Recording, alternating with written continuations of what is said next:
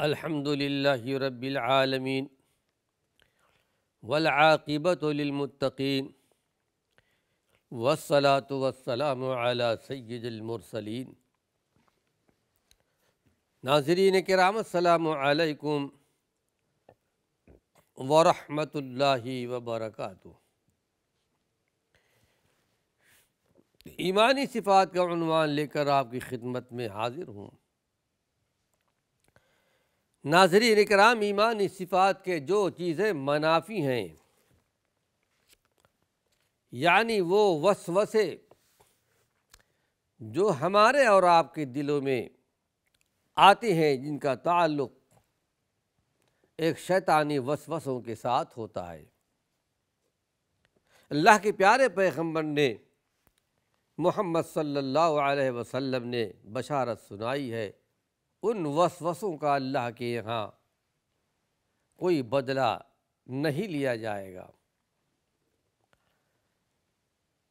صرف یہ وسوسے تک اللہ نے محدود رکھا ہے، جب تک کہ اس کو قول و عمل نہ بنا لیا جائے۔ اللہ کے یہاں پکڑ انشاءاللہ نہیں ہوگی۔ اور اس سے پچھلے درس میں ایک حدیث جو میں نے سنائی تھی عربی عبارت کے ساتھ، شیطان یہ بھی وسوسہ ڈالتا ہے کہ دیکھو فلاں چیز کو اللہ نے پیدا کیا، تم کو اللہ نے پیدا کیا، یہ چیز اللہ نے پیدا کی، ذرے ذرے اللہ رب العالمین کی تخلیق ہے، ذرا بتاؤ تو صحیح کہ پھر اللہ کو کس نے پیدا کیا۔ یہ بھی وسوسہ ڈالتا ہے۔ تو ہمارے نبی محمد صلی اللہ علیہ وسلم نے یہ بات بیان فرمائی کہ جب معاملہ یہاں تک پہنچ جائے، وسوسہ یہاں تک پہنچ جائے، فَلْيَسْتَعِذْ بِاللَّهِ، تو اللہ رب العالمین سے یعنی اعوذ باللہ پڑھو، اللہ سے معافی مانگو، یعنی اعوذ باللہ، اللہ سے پناہ مانگو کہ میں اللہ کے ذریعے پناہ چاہتا ہوں، یعنی پڑھنا چاہیے اعوذ باللہ من الشیطان الرجیم۔ یہ وسوسے شیطان کی طرف سے ہیں، اور میں اللہ کے ذریعے سے پناہ طلب کرتا ہوں کہ شیطانی وسوسوں سے اللہ محفوظ اور مامون رکھے۔ شیطان تو انسانوں کا دشمن ہے۔ حدیث شریف میں آتا ہے کہ بچہ جب پیدا ہوتا ہے اور بچہ پیدا ہونے کے بعد چیختا بھی ہے، تو اللہ کے پیارے پیغمبر نے ارشاد فرمایا کہ یہ شیطان کا چونکا ہے، وہ چونکا مارتا ہے بچے کو۔ جب اللہ نے کہہ دیا کہ تمہارا دشمن ہے، تو اس میں اور کون سی بات رہ جاتی ہے؟ تو اس حدیث کا مطلب یہ نکلا ناظرین کرام کہ وسوسے اور سوالات شیطان کی طرف سے ہوتے ہیں۔ شیطان اگر کسی کے دل میں اللہ تعالیٰ کے متعلق یہ جاہلانہ اور احمقانہ سوال ڈال دے، یہ وسوسہ ڈال دے، تو اس کا سیدھا سادہ علاج یہ ہے کہ اسے چاہیے کہ وہ شیطان کی شر سے اللہ سے پناہ مانگے، کہ اللہ رب العالمین اس کے دل کو پھیر دے، اور دل میں یہ بات آئے کہ حقیقت میں یہ ایسا مسئلہ ہے جو لائق توجہ نہیں ہے، اور حقیقت میں اللہ رب العالمین کی ہستی کا تعلق، اس کا وجود بھی اس کا ذاتی صفت ہے۔ اللہ رب العالمین کا وجود تو ذاتی صفت ہے، ہمیشہ سے ہے اور ہمیشہ رہے گا۔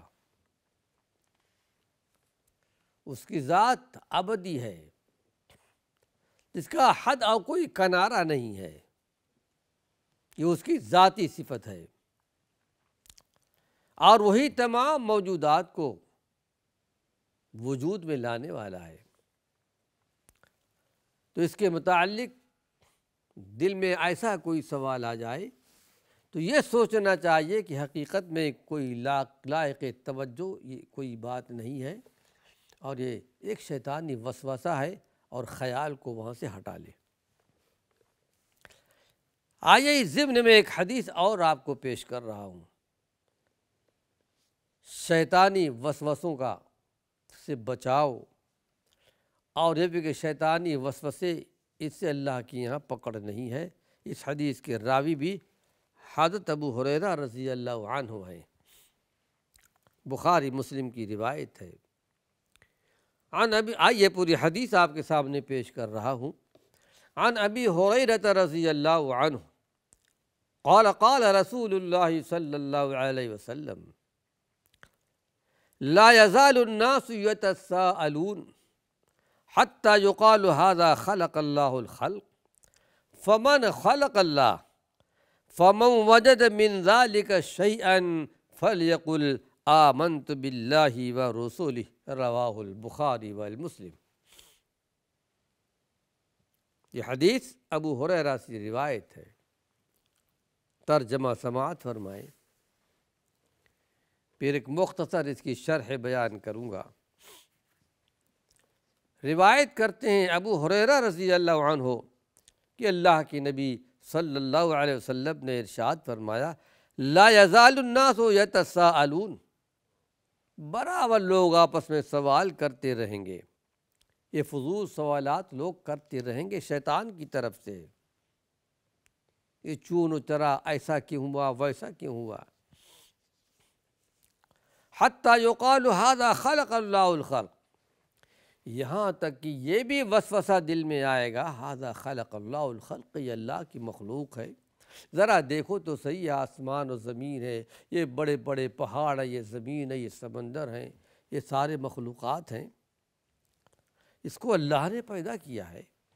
یہ بات دل میں شیطان ڈالتا ہے، پھر یہ بھی ڈالتا ہے فمن خلق اللہ، پھر اللہ کو کس نے پیدا کیا؟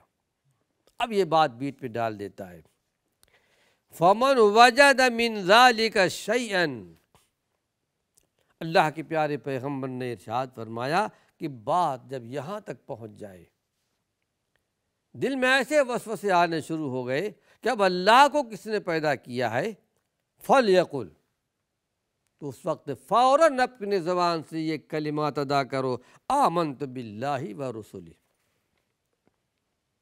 میں اللہ پر، اللہ کے رسولوں پر ایمان رکھتا ہوں۔ یعنی دل میں جو وسوسے اس وقت آئے اس کا انکار کر دیا گیا، زبان سے انکار کر دیا گیا، یہ وسوسے جو میرے دل میں آئے ہیں میں اس کا انکار کرتا ہوں۔ یہ اللہ رب العالمین کی ذات، وجود اس کی ذاتی صفت ہے، اور وہی تمام موجودات کو وجود میں لانے والا بھی ہے، سب کو اللہ نے پیدا کیا۔ مطلب اس کا یہ ہے ناظرین کرام کہ مومن کا رویہ یہ ہونا چاہیے، مومنہ کا رویہ یہ ہونا چاہیے، ایسے سوالات، ایسے وسوسے، یہ سوچے کہ یہ سوال کرنے والے آدمی، اس سے یا وسوسہ ڈالنے والے شیاطین سے یا اپنے نفس سے کہہ دے، کوئی سوالات کرتا ہے تو اس سے بھی کہہ دے، شیطانی وسوسوں کو بھی ہٹا دے اور اپنے نفس سے صاف صاف کہہ دے، میں اللہ اور اس کے رسولوں پر ایمان رکھتا ہوں، مجھے اللہ نے ایمان کی روشنی عطا فرمائی ہے، میں اس پر غور و فکر نہیں کرتا، اللہ رب العالمین کی ذات ہمیشہ سے ہمیشہ رہے گا۔ ناظرین کرام، وسوسوں کے تعلق سے بات یہاں تک آپ کے سامنے آئی ہے، اس کا خلاصہ یہ ہے کہ ہمیں اللہ کا شکر ادا کرنا چاہیے کہ اللہ رب العالمین نے وسوسوں کو صرف وسوسوں تک رکھا ہے، جب تک کہ دل قبول نہ کرے، زبان پر نہ لائے، اس پر عمل نہ کرے، یہ اللہ کا کرم اور اللہ کی مہربانی ہے۔ آئیے ایک عنوان ایمان و اسلام کا خلاصہ کیا ہے اور اس کا عطر کیا ہے، ایمان و اسلام کا خلاصہ۔ یہ روایت ہے مسلم شریف کی، جس کو سفیان ابن عبداللہ الثقفی روایت کرتے ہیں۔ روایت کچھ اس طرح ہے، عن سفیان ابن عبداللہ الثقفی قال قلت یا رسول اللہ قل لی فی الاسلام قولا لا اسأل عنہ احدا بعدک، وفی روایہ غیرک، قال قل آمنت باللہ ثم استقم۔ یہ تو اللہ کے پیارے پیغمبر کے زبان کے نکلے ہوئے موتی ہیں کہ صحابی نے سوال کیا اور اللہ کے رسول صلی اللہ علیہ وسلم نے جواب دیا۔ سوال کرنے والے مشہور صحابی سفیان بن عبداللہ ثقفی ہیں، ایک تو دوسرے ابو سفیان ہیں جو فتح مکہ کے موقع پر ایمان لائے تھے، یہ سفیان دوسرے ہیں۔ کہتے ہیں قلت یا رسول اللہ، میں نے کہا اللہ کے رسول صلی اللہ علیہ وسلم، قل لی فی الاسلام قولا، اسلام میں اسلامی احکامات میں کچھ ایسی بات بیان کر دیجئے، قولا ایسی بات کہ لا اسأل عنہ احدا بعدک او غیرک، کہ آپ کے بعد اور کسی سے پوچھنے کی ضرورت محسوس نہ ہو۔ پھر ذرا اندازہ لگائیے، راوی حدیث یہاں تک بیان کرتے ہیں کہ یعنی ایسی بات بیان کیجئے کہ آپ کے بعد، آپ کے بعدک کا لفظ استعمال کیا یا غیرک کا لفظ استعمال کیا، حالانکہ دونوں کا مفہوم ایک ہی ہے، لیکن صحابہ اس طرح احتیاط کرتے تھے حدیثوں کے، احادیث کے نقل کرنے میں کہ آپ کے بعد کسی سے پوچھنے کی مجھے ضرورت محسوس نہ ہو۔ بڑی اہم سوال کیا تھا۔ قال، اس وقت اللہ کے پیارے پیغمبر نے جواب دیا، قل آمنت باللہ ثم استقم، اب یہ کہو کہ میں اللہ پر ایمان لے آیا، اور ثم استقم، پھر اسی پر جم جاؤ، اسی پر جم بھی جاؤ۔ اس کا مفہوم یہ ہے کہ اللہ رب العالمین کو اپنا الہ مان لو، اپنا رب بھی مان لو، اور حقیقت میں اپنے آپ کو اسی کا بندہ تسلیم کر لو، اور اللہ کی بندگی میں اپنے آپ کو شامل کر لو کہ میں ایک اللہ کی بندگی کرتا ہوں۔ اور پھر ایمان اور عبودیت کے جتنے تقاضے ہیں، ایمان تو اللہ پر لا چکا ہوں، آمنت باللہ، میں اللہ پر ایمان لایا ہوں۔ اب ایمان کے جتنے بھی تقاضے ہیں، عبودیت کے جتنے بھی تقاضے ہیں، بالکل ٹھیک اسی زندگی کو اپنا دستور بنا لو، اللہ والی زندگی ہو، بس یہی تمہارے لیے کافی ہے۔ لیکن ہاں ناظرین کرام، حدیث بہت مختصر ہے لیکن بڑی جامع حدیث ہے۔ اللہ کے رسول صلی اللہ علیہ وسلم نے ارشاد فرمایا، انی اعطیت بجوامع الکلم، او کما قال، مجھے جوامع الکلم دیا گیا ہے۔ بات بہت مختصر ہوتی ہے لیکن اس کے معانی، اس کے مفہوم بہت بلند ہوتے ہیں، بہت زیادہ ہوا کرتے ہیں۔ اس میں آپ نے دیکھا، سوال کیا گیا، ایسی بات بتا دیجئے کہ آپ کے بعد پوچھنے کی ضرورت پیش نہ آئے۔ آپ نے صرف قل آمنت باللہ ثم استقم، یہ کہہ دو کہ میں اللہ پر ایمان لے آیا، اور پھر اسی پر جم جاؤ، جتنے ایمانی تقاضے ہیں پورا کرو۔ اس کو کہتے ہیں جوامع الکلم۔ ان دو لفظوں میں پورا اسلام آ گیا، ایمان باللہ اور اس پر استقامت۔ اور کسی نے یہ بھی کہا ہے، الاستقامت خیر من الف کرامت، استقامت، دین پر جم جانا، حقیقت میں ہزاروں کرامتوں سے بہتر ہے۔ کرامت کہتے ہیں شرافت کو، عزت کو، وقار کو۔ کیا یہ بڑی شرافت عزت و وقار کی نہیں کہ آدمی اسلام پر قائم ہو جائے، اللہ کو ایک مانے، انبیاء پر ایمان لے آئے، اللہ کے آخری پیغمبر پر ایمان لے آئے، ختم نبوت پر ایمان لائے کہ آپ کے بعد اب کوئی نبی نہیں آئے گا قیامت تک؟ کیا یہ کرامت نہیں ہے؟ کیا یہ بزرگی نہیں ہے اللہ کی طرف سے؟ بہرحال استقامت وہ چیز ہے، اس کی تعلیم کے بعد کسی اور سبق کی لینے کی حاجت نہیں ہے۔ قرآن حکیم میں اللہ رب العالمین نے کئی مقام پر سعادت، فلاح اور ایمان باللہ اور استقامت ہی سے وابستہ کیا ہے۔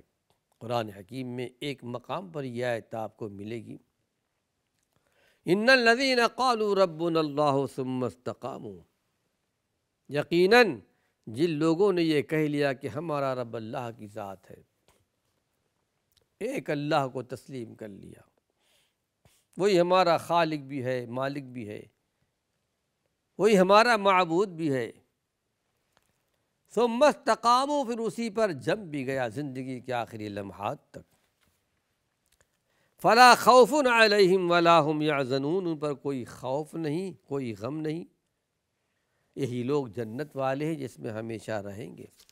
اور ایک مقام پر بڑی تفصیل کے ساتھ آیا ہوا ہے، ان الذین قالوا ربنا اللہ ثم استقاموا تتنزل علیہم الملائکہ، یہ درجہ، یہ مقام اللہ ان کو دیتا ہے جو ایمان پر جم جاتا ہے، کہ اللہ کے فرشتوں کا نزول ہوتا ہے۔ کب؟ انتقال کے زمانے میں اللہ کی طرف سے بشارت لے کر آتے ہیں، قبر میں اللہ کی طرف سے بشارت لے کر کے آتے ہیں، اور قیامت کے دن بشارت لے کر آئیں گے، تتنزل علیہم الملائکہ الا تخافوا ولا تحزنوا، اب تم پر کوئی خوف، کوئی غم نہیں ہے، ابشروا بالجنت التی کنتم توعدون، خوش ہو جاؤ اس جنت سے جس کا وعدہ اللہ نے تم کو دیا تھا، تم سے وعدہ کیا جا رہا تھا۔ فرشتے کہتے نحن اولیاؤکم فی الحیات الدنیا وفی الآخرہ، ہم دنیا میں بھی تمہارے دوست اور ساتھی تھے، اور آخرت میں بھی ہم تمہارے دوست ہیں۔